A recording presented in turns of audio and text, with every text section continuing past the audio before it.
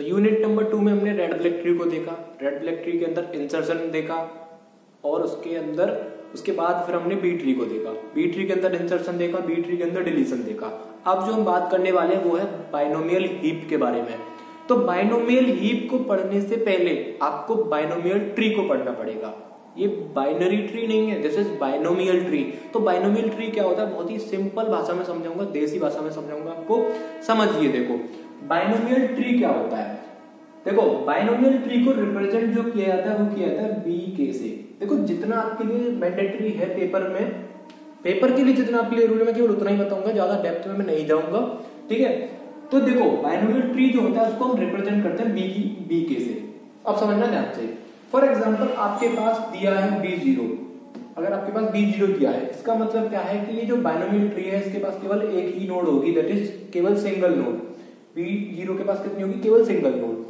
अगर आपको दिया गया है B1, इसका मतलब है आप B1 को लिख सकते हो B0 प्लस B0, ठीक है। अब B0 के पास आपके पास कितने नोड थे, एक नोड।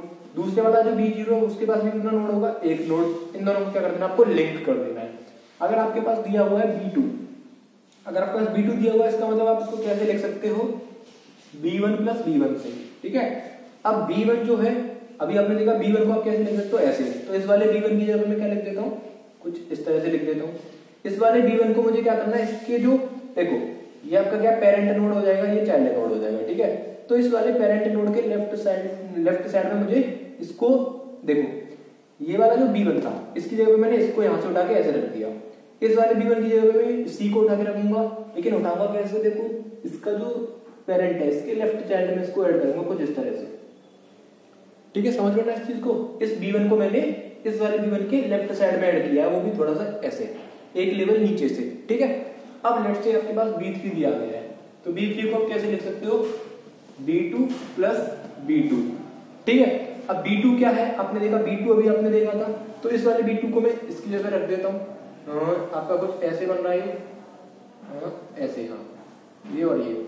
अब इस वाले B2 की जगह पे भी मुझे यही रखना पड़ेगा, लेकिन कैसे रखूंगा, एक लेवल नीचे से, इधर इसके लेफ्ट में तो ऐड करूंगा ही, साथ में ऊपर वाली लेवल से थोड़ा नीचे से रखूंगा, तो कुछ इस तरह से, ठीक है।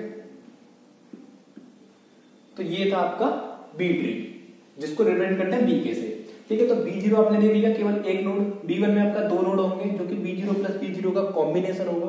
B2 में आपके कितने नोड है, 4 नोड है, तो B1 प्लस B1 कह सकते हो आप इसको।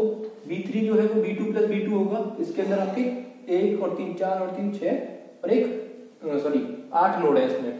तो B ट्री की कुछ प्रॉपर्टी, B ट्री नहीं बाइनोमियल ट्री की कुछ प्रॉपर्टीज होती हैं।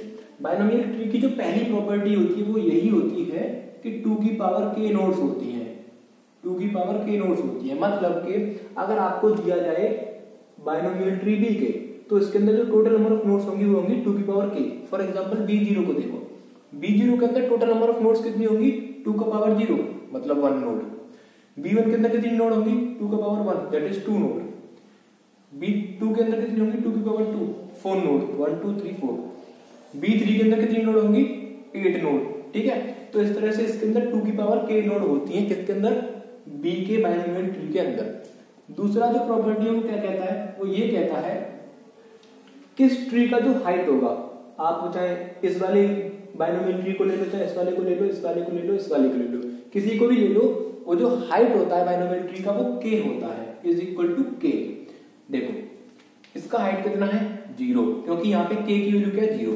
इसकी हाइट कितनी है, 1, क्योंकि यहाँ पे देखो एक एज दिख रही है तो एक हाइट होगी, क्योंकि k की वैल्यू कितनी है, 1। 2 है इसका मतलब इसका 2 हाइट होगा, 1 and 1 2। 3 का मतलब हाइट कितना होगा, 3 1 2 3, तो हाइट कितना 3। तो हाइट कितनी होती है, k इक्वल होती है किसी भी बाइनोमियल ट्री की, और 2 की पावर k नोड्स होती है। तीसरी क्या इंपॉर्टेंट चीज है, तीसरा जो इंपॉर्टेंट चीज है वो है KCI। KCI का मतलब क्या है, आप किसी भी लेवल को देखो, आप चाहे लेवल नंबर 0 को देखो, चाहे लेवल नंबर 1 को देखो, चाहे लेवल नंबर 2 को देखो, चाहे लेवल नंबर 3 को देखो, आपको किसी भी लेवल पर, लेट्स से मुझे क्या करना है, लेवल नंबर 1 पर मुझे total number of nodes calculate करने हैं। लेवल नंबर 1 पर मुझे total number of nodes calculate करने, तो मैं कैसे करूंगा, के, ये ट्री क्या है, के का वैल्यू कितना है 3 सी, और आई कितना है आपका, आई कितना है यहाँ पे 1, मतलब कि लेवल कौन सा है 1। आई की जगह पे आपको क्या रखना है, this I refers to level number, तो दिस इज 1। अब आपको 3C1 आपने 11th क्लास में परम्यूटेशन एंड कॉम्बिनेशन बहुत अच्छे से पढ़ा होगा, तो 3C1 को आप कैसे सॉल्व करोगे, परम्यूटेशन एंड कॉम्बिनेशन नहीं, बाइनोमियल थ्योरम में पढ़ा होगा। तो ठीक है, तो इसको कैसे सॉल्व करते हैं, 3 factorial upon 1 factorial into 3 - 1 2 factorial. वैसे 3C1 डायरेक्ट 3 होता है, लेकिन मैं आपको एक जनरल फॉर्मूले से करके दिखा रहा हूँ। तो 3 फैक्टोरियल लिखते हैं, 1 फैक्टोरियल लिखते हैं, 3 - 1 2 फैक्टोरियल लिखते हैं। तो 3 फैक्टोरियल आपका 6 होता है, 1 फैक्टोरियल 1 होता है, 2 फैक्टोरियल 2 होता है, तो 2 से 6 कितना हो गया 3। इसका मतलब कि i बराबर 1 लेवल की अगर बात करें तो टोटल नंबर ऑफ नोड्स कितने होंगे 3। ठीक है, अगर आप 0th लेवल पे देखना चाहते हो तो 3C0 आप सब लोगों को पता होगा, 3C0 इज नथिंग बट 1, तो देखो 1 होता है। ठीक है, उसके बाद आप इस पर भी निकाल सकते हो, तो दिस इज KCI। जो एक लास्ट जो प्रॉपर्टी है, फोर्थ प्रॉपर्टी, वो क्या है बाइनोमियल ट्री के बारे में, वो ये है कि अगर आप इस पेरेंट नोड को देखो, समझ रहे हो ना इस चीज को, ये पेरेंट नोड है, तो इसके जितने भी ये चाइल्ड नोड हैं, देखो ये पूरा का पूरा यहां से लेके यहां तक, ये पूरा का पूरा, और ये जो दूसरा वाला चाइल्ड नोड है ये, और ये जो तीसरा वाला चाइल्ड नोड है, आप इनको जरा ध्यान से देखो, ये क्या है आपका B2, और ये क्या आपका B1, और ये क्या आपका B0। समझ पा रहे हो ना इस चीज को। इसका मतलब ये है कि अगर ये आपका पेरेंट नोड है तो इधर लेफ्ट से आप स्टार्ट करो, इसका ऑर्डर क्या है देखो, इसको अगर आप, इसका ऑर्डर क्या है K, ऑर्डर मींस मतलब कि ये, ठीक है 3 ऑर्डर, ठीक है। तो लेफ्ट से अगर आप स्टार्ट करोगे तो इसके जो चिल्ड्रंस हैं वो K - 1, K - 2, K - 3, इस तरह से ऑर्डर उन सब का होगा। ठीक है ना, इन सब इस तरह से लेफ्ट से अगर आप इस तरफ जाओगे तो उन सब का ऑर्डर कैसे होगा, K - 1, K - 2, K - 3, इस तरह से आपका ऑर्डर डिक्रीज होता जाएगा, इस तरह से लेफ्ट से राइट की तरफ, अगर इसका ऑर्डर K है तो। ठीक है, और आपको दिख भी रहा है, देखो ये वाला जो पूरा का पूरा जो सब ट्री आपको दिखाई दे रहा है, ये B2 है, ये आपका B1 है, ये आपका B0, आप यहाँ से भी देख सकते हो। तो ये था आपका बाइनोमियल ट्री, जो कि बहुत ज्यादा पढ़ना जरूरी था बाइनोमियल हीप से पहले। अब हम बात करेंगे बाइनोमियल हीप के बारे में।